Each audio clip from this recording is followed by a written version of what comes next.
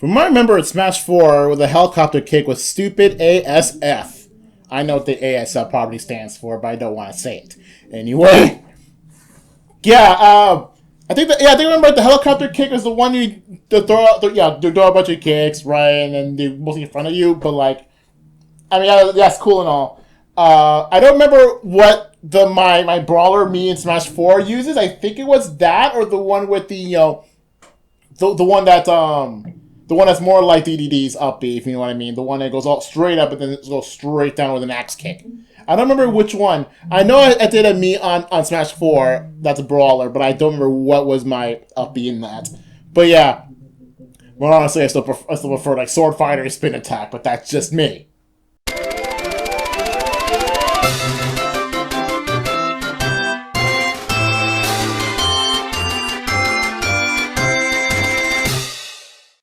Anyway, welcome back to another comment time. Hey, at least you got just barely enough comments for a good amount of good comment time for this month. So let's go started right now. What a way to go out too. Now Sakura can have his break too. Finally, the man can take a break. Even he even said at least he can finally talk about video games without people thinking that it might have something to do with Smash Brothers. Yeah. I don't know, sometimes something's being a wizard, it could have its drawbacks, because, you could do anything, and people will think, oh, it's actually planning to do something, but yeah, kind of glad that Sakura could have his break, and actually could talk about stuff that he actually likes, without fears of people speculating it might be in Smash Brothers. Especially because he's also the kind of guy who doesn't want, memes of himself. Because, you remember the interview with Harada, he doesn't really like memes of himself, especially with taking out of context. But yeah, I saw that one. I saw the interview with Harada, and it's just kind of funny, just when we brought up, the Sakurai memes, especially the don't go talk to you ever again or whatever. It's actually kind of hilarious how he reacted. Anyway, Pikmin, how did you get permission from Disney? Now, this is normally the point where I put in that one clip I made a long time ago of, Gandalf with the Epic Sax Guy theme and Sakurai's face, but I can't for the life of me find that clip.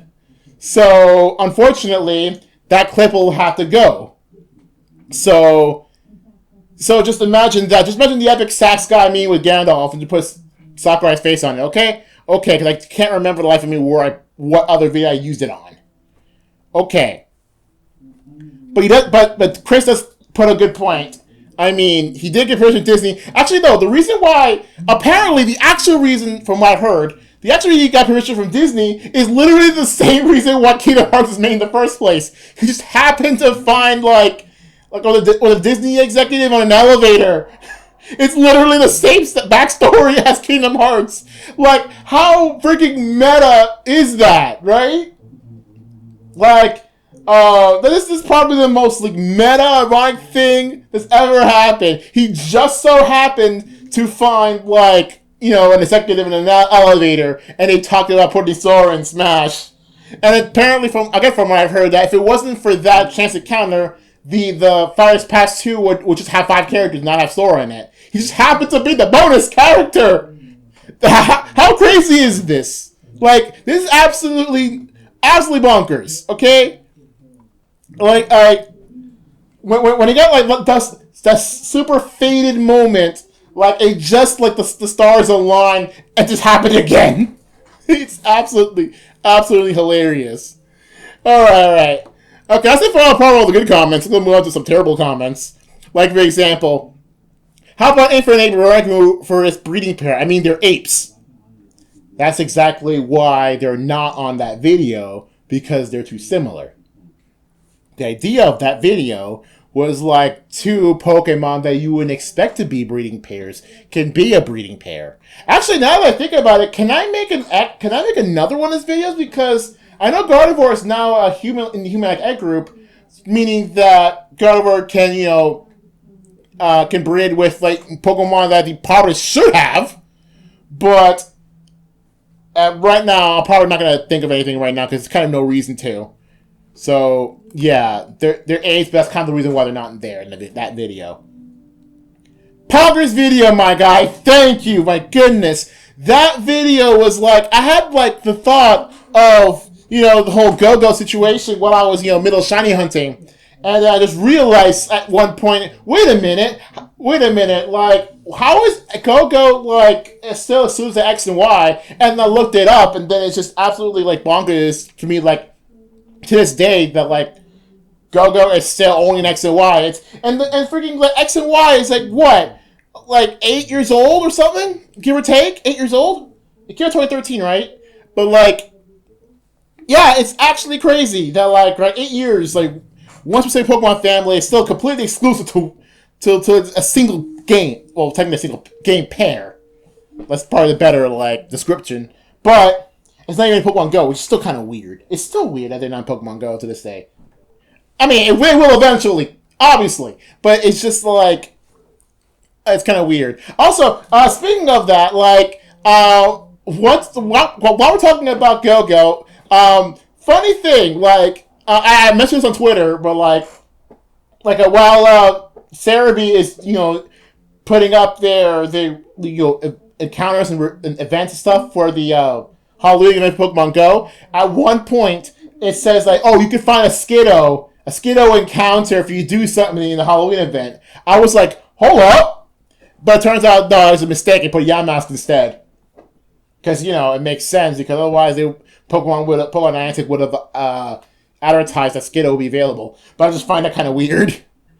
But anyway, now that we're done with talking about Gogo, also similarly, I have recorded but have not edited yet a video similar to this, which is like every single Pokemon that hasn't been available in 2 generations.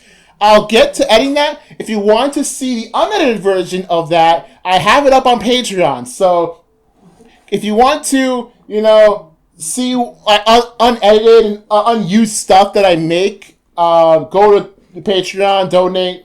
I think it was $5. You can see some interesting stuff. Then again, it's also like a $20 thing if you want to see some more crazy nonsense. For right now, so we continue with the last comment in this comment time. All this is just, some guy's, team that he wants to put onto BDSP. I don't know if he knows that Miss Magius is actually exclusive to Shining Pearl, but again, who knows, maybe he might switch Miss Magius to something else. I don't know. Also, good team. This is a really good team. Good Gen 4 Pokemon. They're all really good in their own. Like, some maybe Electivire, but even Electivire has his own uses. And, like, yeah, they're all pretty good. And plus, again, since you don't need HMs anymore, you could just not have Staraptor on your team. So that's pretty cool, right? Although apparently some people are still mad that like this a feature that you don't have to use HMs. I don't know why people are so mad about it, because you can still use the HMs on your Pokemon. You don't have to use the Poketch thing, but it just has a good quality of life upgrade that makes team building, at least for an in-game team, a little more diverse. So anyway, I got nothing more to add for this comment time, so it's time for the clip of the month. Surprise, granted, it's a Fed video, but again, and most of my things are Fed videos now. But hey, if I'm gonna make most of my editing on Fed videos, they're gonna be Fed videos. But this was actually kind of a good edit, so see you guys later for the next comment time. And if November skipped the last comment time, but again, I can't tell because it's not November yet. Give me yours. All right, shoot. Okay. Yeah, dude. Okay, fine. Take 120 of my orbs. Jeez. And yes, look at that. 120 orbs. How the heck did that happen? Well, I'll show you. This happened. Now this is the point where most people, like 99% of people, would do this. Out of this house! Out of this house!